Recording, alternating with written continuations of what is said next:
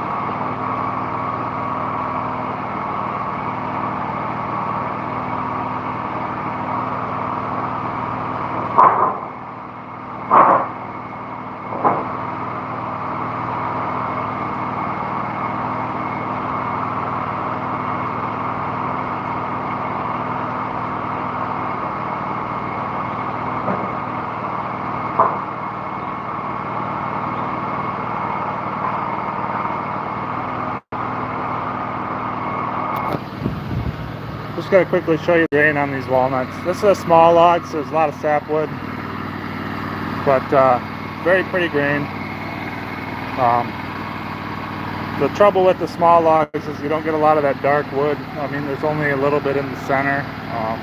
That's not very stable on these small logs. So typically with walnut, you want something that's close to 10 inches or bigger. This one was like maybe 7 inches one way and then 9 the other. So we actually did get our 1x8s, which the customer was shooting for, but this is about all the dark grain you're going to get. If you air dry it and it oxidizes, so it actually will go out a little bit. These rays will actually push out a little bit further, and you'll have a little bit more dark wood. So the longer you air dry these, the more those that dark color is going to travel outward, so you have less sapwood. Right here, it'll show you, like, this is where the end was cut, and then this is what's oxidized already. You can see how dark that is compared to this. But then this is sapwood here, but it actually turned dark. So you'll get more dark along your sapwood if you air dry it longer. So just a little tidbit for you guys. We're gonna get back. This next log's a cherry, so we're gonna get that on the mill and saw some more 1x8s.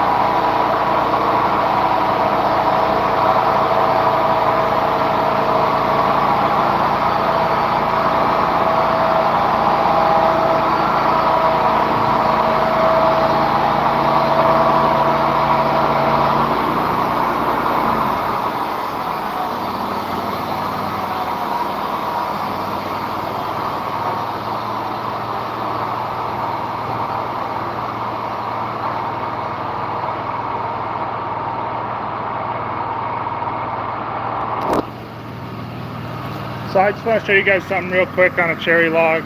So cherry logs typically don't grow very straight to begin with. The ones that do are usually have defects like this. So like this is a limb that snapped off and then it created a rot pocket. Cherry's pretty common around here to have rotten centers, rotten limbs, little spots with rot. Like there'll just be a random spot around, like it'd just be a limb. This would, underneath that it'd be rotten or whatever, but that's pretty common in black cherry, just to rot out randomly. It's usually right where a limb snapped off, or either an insect damaged it or wind damage, old scars, stuff like that. But this log's got some real pretty grain in it. It had a big sweep in it, so most of these boards are going to have to get cut short for some furniture, but at least he's going to get some usable lumber out of it. It's all going to have to be small boards, but at least he's getting some lumber.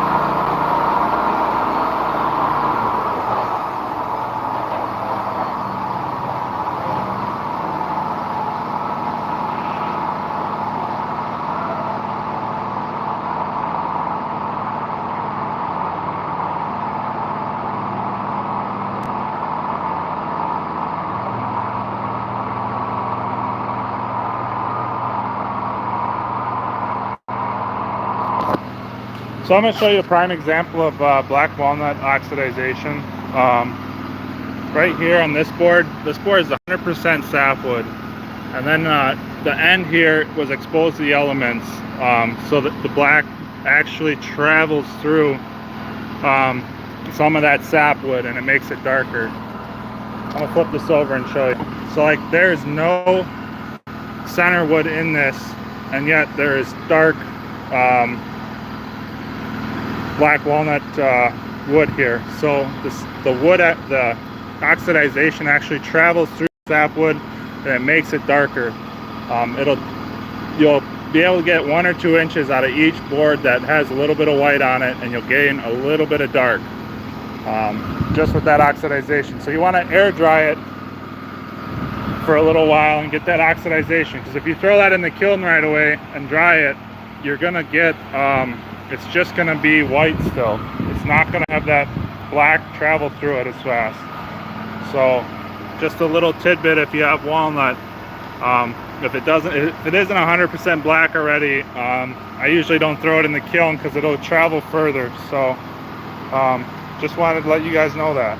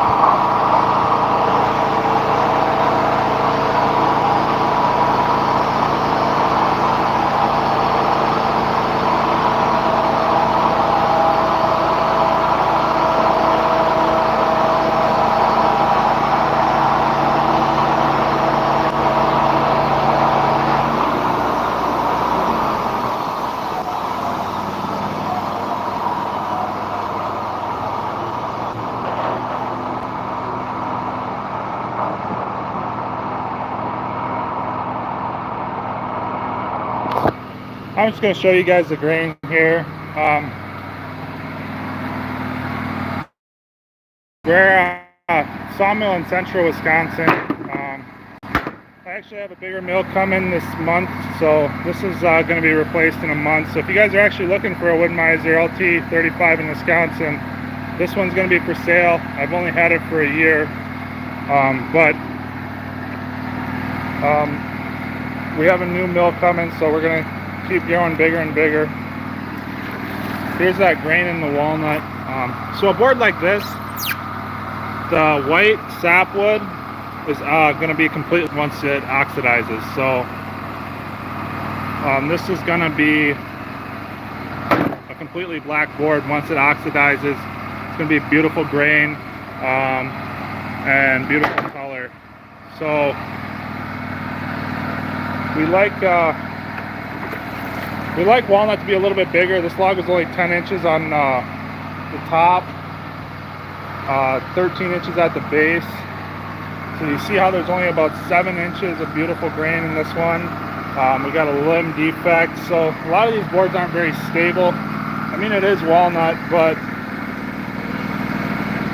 it's a customer's log, so we can't really complain about it. We're just sawing it up for him.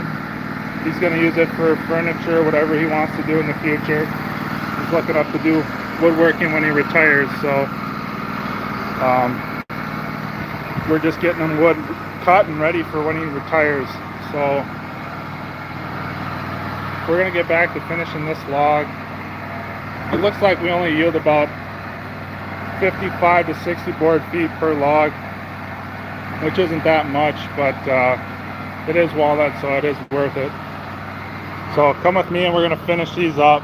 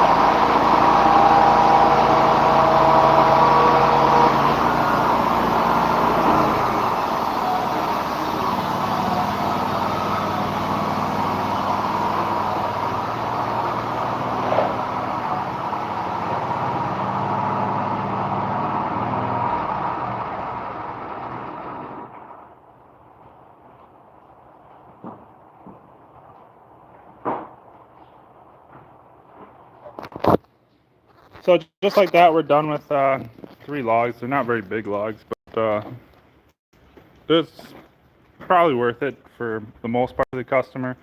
I'd prefer if they were a little bigger, 10 inches on the small end at least, but I'll show you what we yielded here. It's 32 board feet per layer, so we have 4 layers for 3, so that would be 100 and, what was that, 140, 150 board feet probably. He's got a couple boards left there. So right here is that pretty grain in that walnut. The cherry, that turned out all right. It's going to be defective once it dries because there's going to be a lot of cracks because it had a sweep in it. But if you're cutting small stuff like charcuterie boards and then cutting boards, signs, all that types of stuff, it'll work perfect for them. So if there's anything you guys want to know, let me know. I can answer your questions. Otherwise, we're gonna probably saw up a bunch more cherry logs. We're gonna end the live here, and we're gonna get back to sawing because we got a rainy day here in Wisconsin. It's probably rained 1.5 inches this morning already in the last hour. Just downpouring out. So we got a break in the rain so I can go grab some more logs quick. But yeah, we got a pretty wet day here. So appreciate everybody that joined the live. If you're not joining the channel, please join the channel. We're going pretty fast now. And we got a whole lot of new things coming on real shortly. So I got a new sawmill coming, LT70 wide.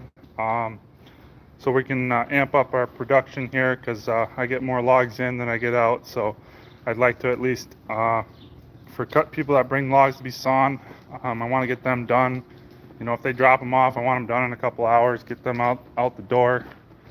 And then get back to my regular scheduled orders. I do a lot of shiplap, tongue and groove pine, cedar, and then just custom cut to order. So people order 1-bys all the time. I do a ton of barns and anything that customers really need done. I sell slab wood. My brother sells firewood, and we keep it busy here at the sawmill. So we're going to be growing a lot in the next year or two. I've been doing this 10 years now, and finally took it on as a full-time job in the last 1.5 years, 2 years. So this is what we're up to. We got lots of sawdust from Yulin, all the wood that we saw. So this is a 1.5 days of sawdust. So we're gonna have to get this set up more functional with the LT70. So we're gonna have to put it in a conveyor system. We're gonna have to either put in an elevator on the end, put it out the end of the building, or completely build a new building and design something different with a in-floor conveyor or whatever. This is just an old cattle barn on the farm here. So this was built in I think 1915. So it's still standing. So we're gonna keep using it because it keeps the sawmill stored inside. So appreciate you guys all for watching, and I hope to see you guys on the next live or the next videos I make.